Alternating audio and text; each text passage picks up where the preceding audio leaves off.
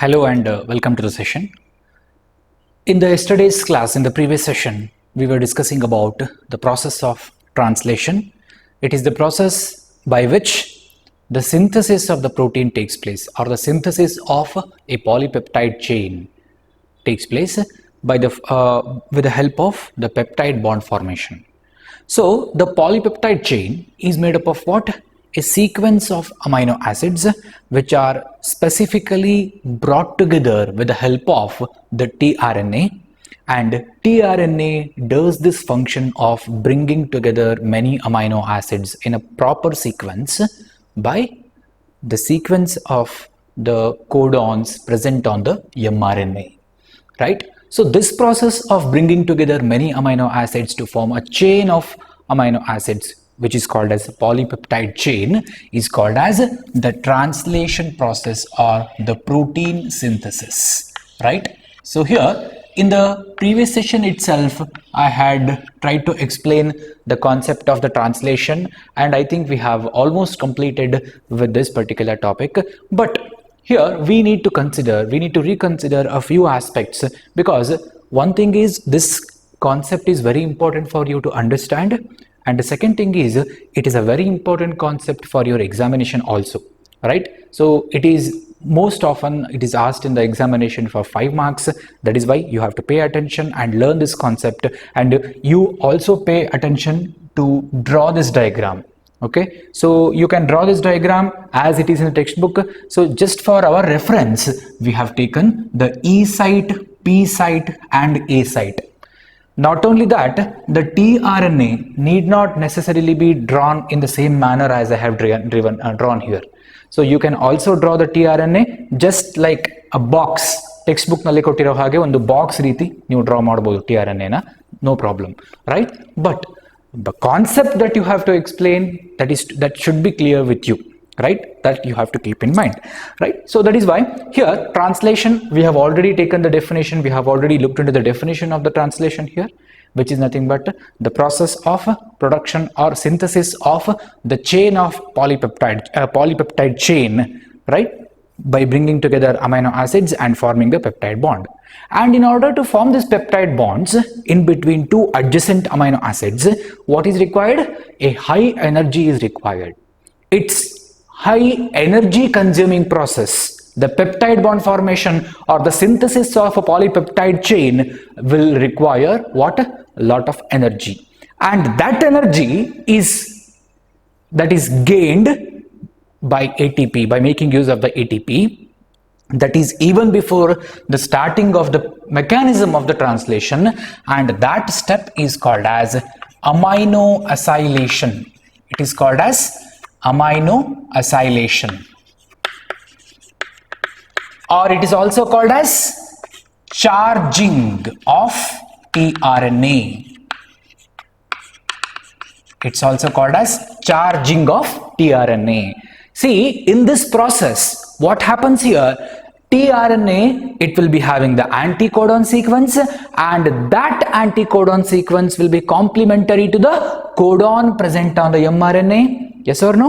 And so based on this complementarity rule only, it is actually working, right? I had mentioned in the previous session that the translation may not be directly associated with the rule of complementarity, but anyhow the rule of complementarity will certainly be there with respect to the tRNA and mRNA. That will be there. But here what is to be considered is one codon coding for one specific amino acid, right?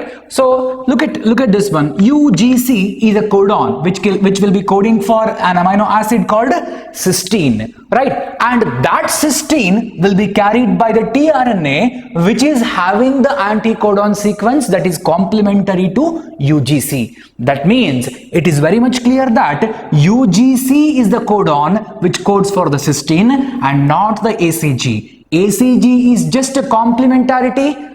It is a complementary anticodon, and that is why that tRNA is carrying the cysteine, right? So now that means based on this complementarity, based on the sequence present in the anticodon arm of the tRNA, so it is going to be decided that which tRNA has to carry which amino acid, right?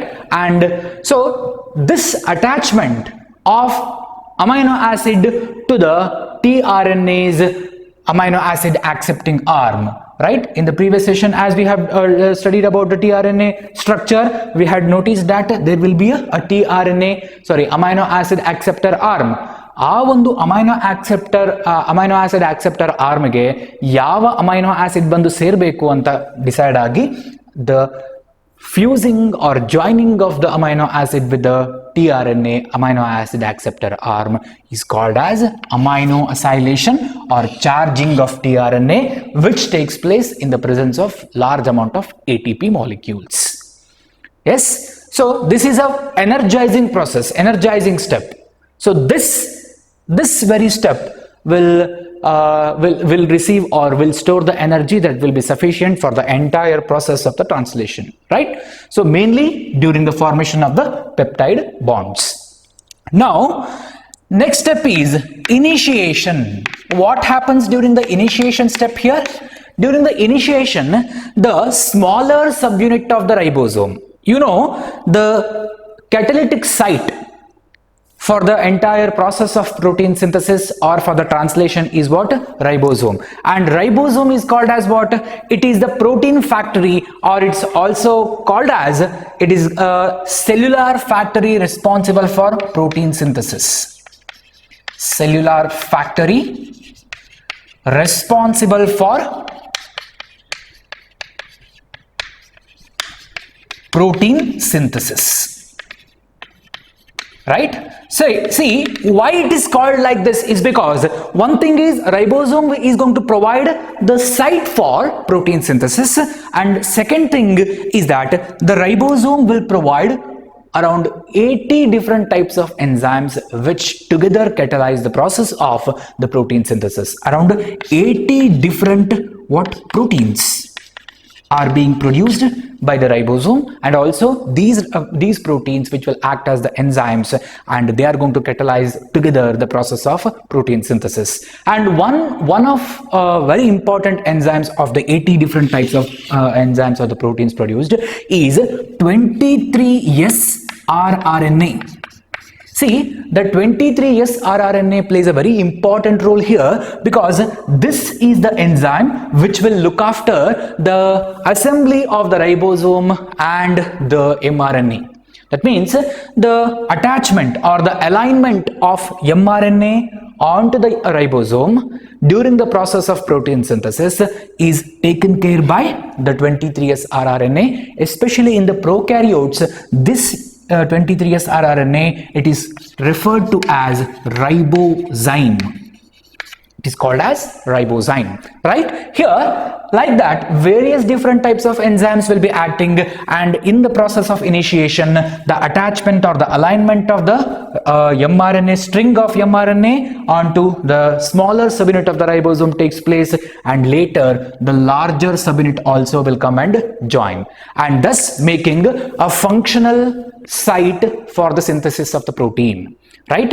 See, you should keep in mind, only when both the subunits of the ribosomes are there, then only the ribosome will be a completely functional unit for the synthesis of the protein, right? Otherwise it cannot be functional. And you know, in prokaryotes it will be 70S ribosome, in eukaryotes it will be 80S ribosome, and depending upon whether it is 70S type of ribosome or 80S type of ribosome, the smaller subunit and the larger subunit will be having different sedimentation coefficients, right? So try to recollect, 80S ribosome will be consisting of 60S as the larger subunit and 40S as the smaller subunit. Similarly, in the case of the 70S type of ribosome, the larger subunit will be 50S and smaller subunit will be 30S, right? Like this, the ribosome formation takes place with the help of the 23S rRNA, and then the process of initiation will be done.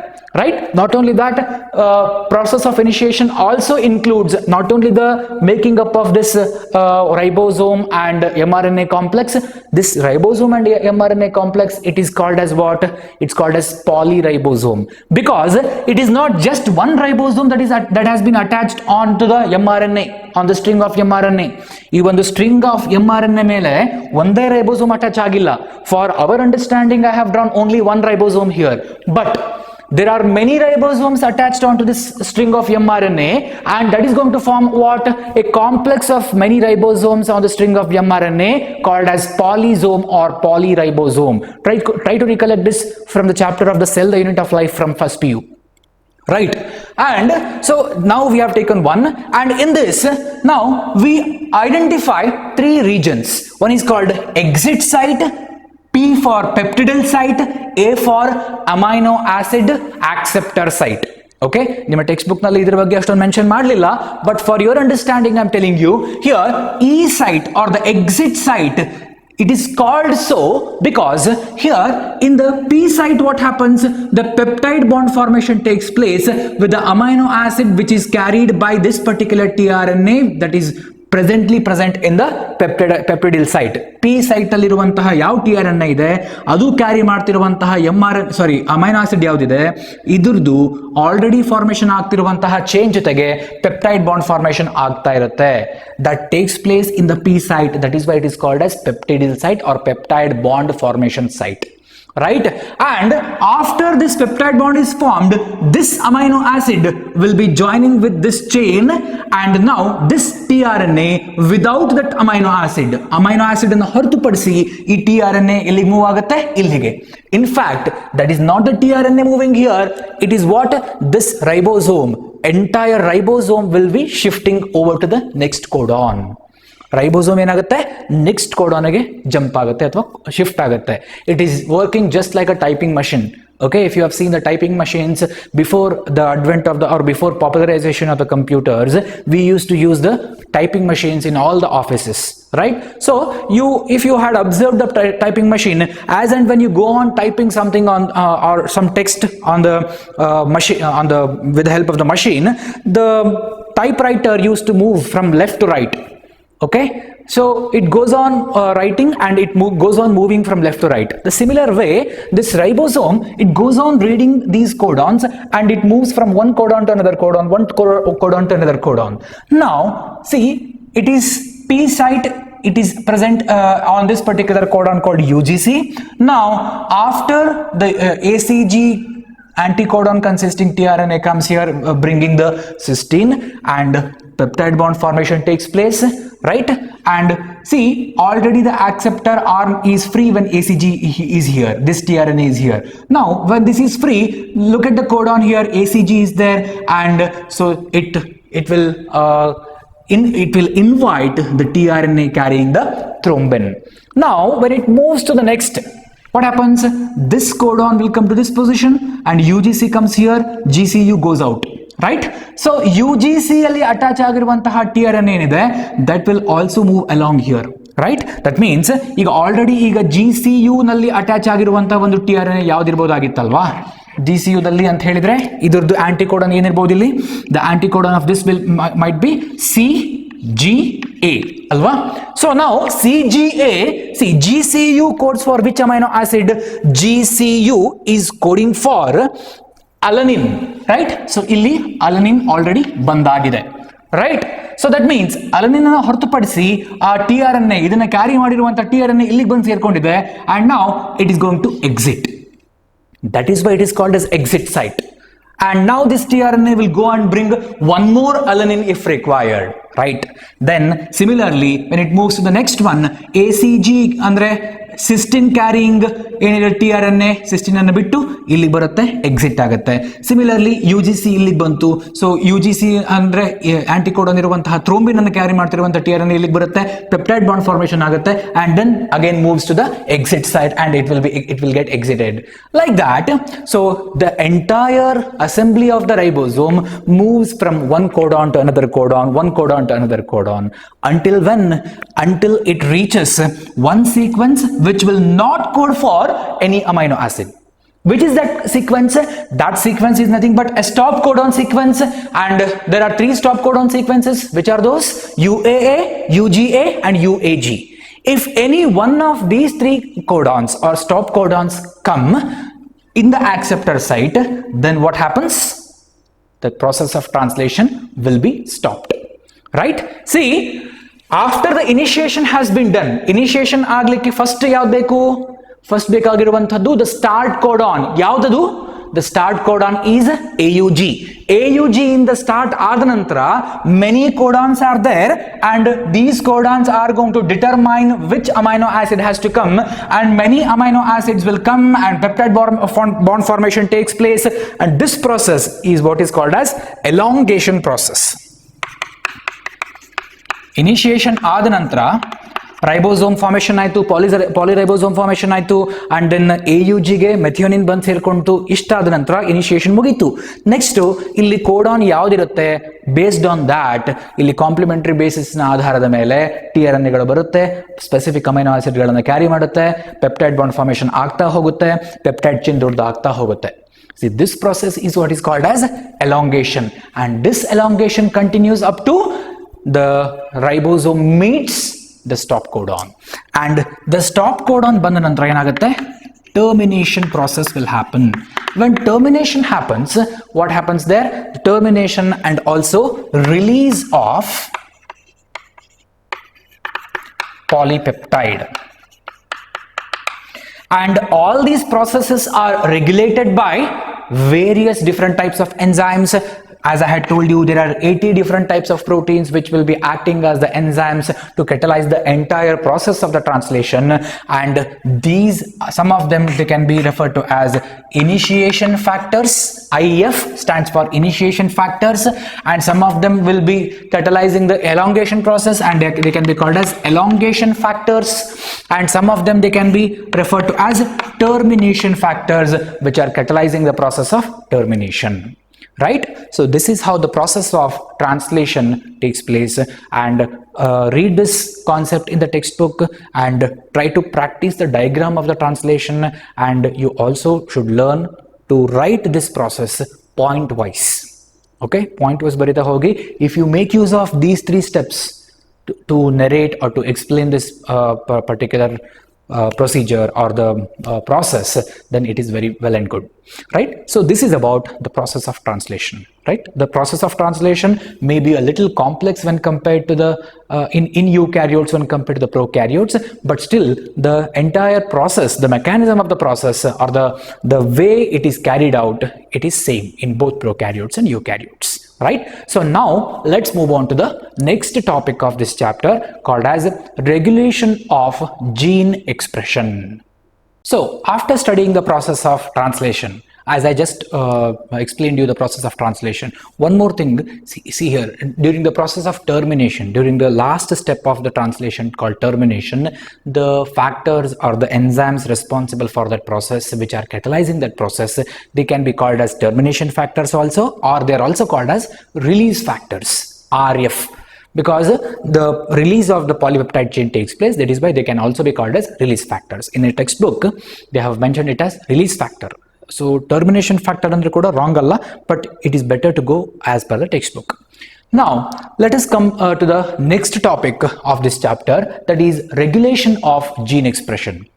See, gene expression means what? See, whatever you have in mind, right? Whatever thought you have in mind, you express by using a certain language. Yes? So ನಾವೆಲ್ಲ ಏನು ಮಾಡ್ತೀವಿ, ನಮ್ಮ ಭಾಷೆ ಕನ್ನಡವಾಗಿರೋದ್ರಿಂದ ಕನ್ನಡದಲ್ಲಿ ನಮ್ಮ ತಲೆಯಲ್ಲಿ ಏನಿದೆ ಅಂತ ಹೇಳಿ ನಾವು ಅದನ್ನು ಹೇಳ್ತೇವೆ, right? So that means decoding those thoughts by using a language is nothing but expression. Correct ಅಲ್ವಾ? Yes or no?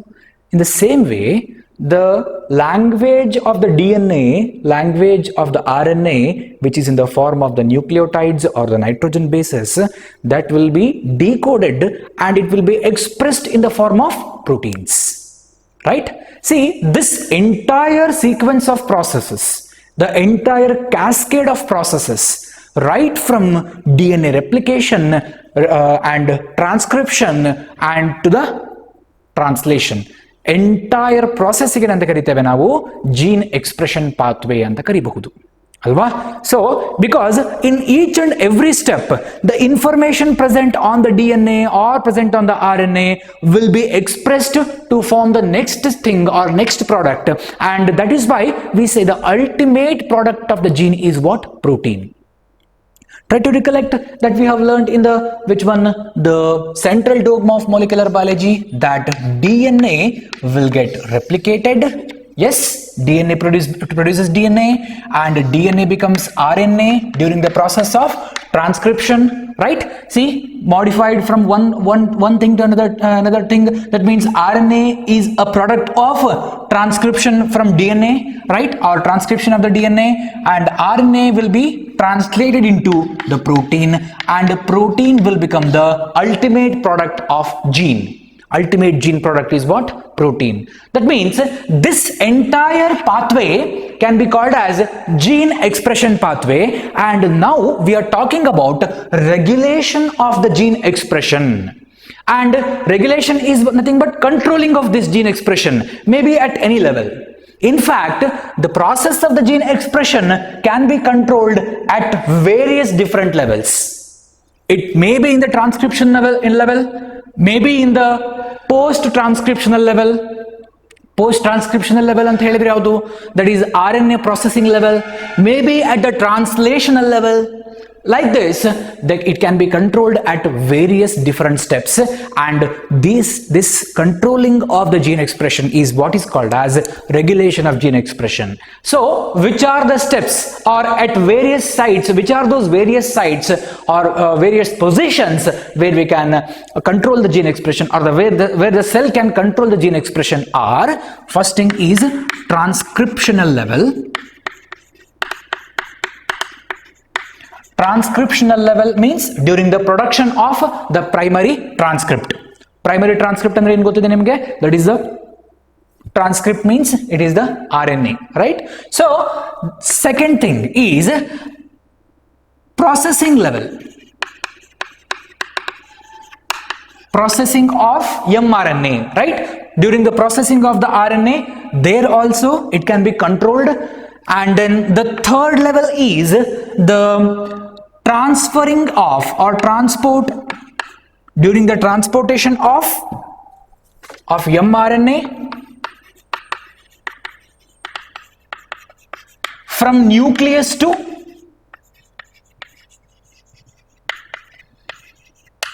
cytoplasm. Nucleus ನ ಒಳಗಡೆಯಿಂದ mRNA ನ ಹೊರಗಡೆ ಟ್ರಾನ್ಸ್ಫರ್ ಮಾಡಲಿಕ್ಕೆ ಅಥವಾ ಸೈಟೋಪ್ಲಾಸಮಿಕ್ ಟ್ರಾನ್ಸ್ಫರ್ ಮಾಡುವಾಗ there also it can be regulated, it can be controlled, and lastly at the level of translational level.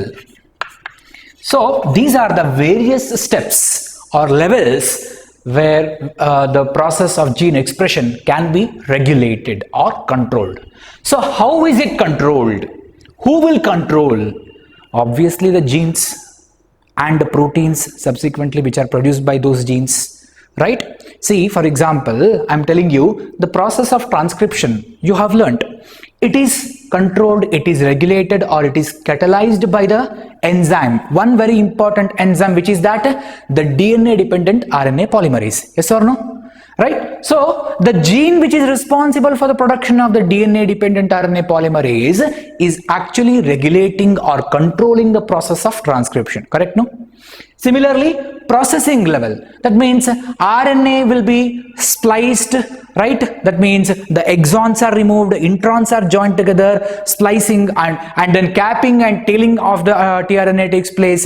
This entire process of the processing of the mRNA will be taking place with the help of, or it will be catalyzed by the enzyme complex called spliceosome, right?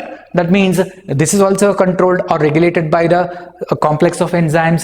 Transport of mRNA from nucleus to cytoplasm, and even the translational levels also, they are completely and fully controlled by what? The different types of enzymes. And these enzymes are actually in turn produced by different types of genes, right? So that is how this entire gene expression can be controlled. And now let us take an example and we will study in detail mainly the control or regulation of gene expression at the level of transcription.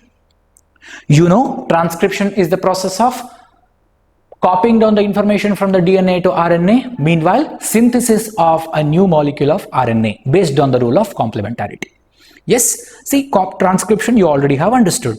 Now, let us again consider the system of E. coli, because it is easier for us to study and understand the prokaryotic system rather than going for the eukaryotic system, right? So it will be better to understand first about the prokaryotic system such as Escherichia coli.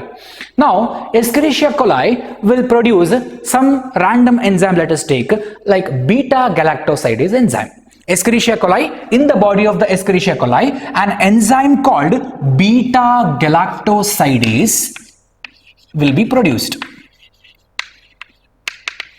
What is the function of this beta galactosidase?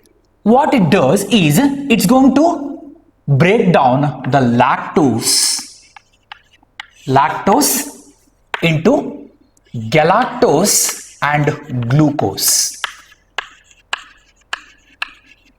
See, that means the beta galactosidase enzyme produced in the body of the bacterium E. coli will be responsible for the breakdown of the lactose disaccharide called lactose into galactose and glucose, and these sugar molecules such as galactose and glucose, they will be utilized in the form of energy source, right? These will act as the source of energy for the living organism, that is Escherichia coli.